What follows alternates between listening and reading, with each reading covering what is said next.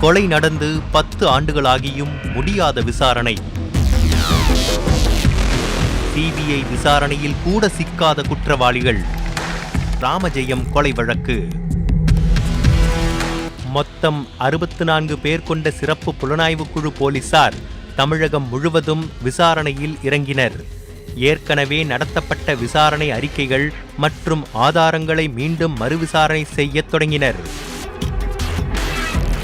ராமஜெயம் நடைபயிற்சி மேற்கொண்ட பாதை, திருச்சி கோட்டை ரயில்வே சப்வே அருகே அவர் காணாமல் போன இடம், இப்படி அனைத்து இடங்களிலும் சம்பவம் நடந்து 10 வருடங்கள் கழித்து விசாரணை மேற்கொண்டுள்ளனர். அதில் ராமஜெயம் சடலம் இருந்த இடத்திற்கு அருகிலிருந்த சிசிடிவி கேமராவில் சம்பவம் நடந்தபோது மாருதி சுசுகி வெர்சா வாகனம் ஒன்று கடந்து சென்றது பதிவாகியிருக்கிறது.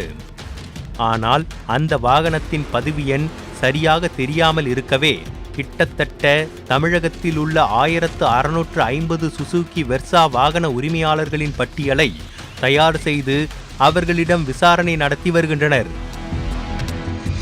குறிப்பாக கோவையில் உள்ள 250 சுசுகி வெர்சா வாகன உரிமையாளர்களிடமும் விசாரணை நடத்தியுள்ளனர்.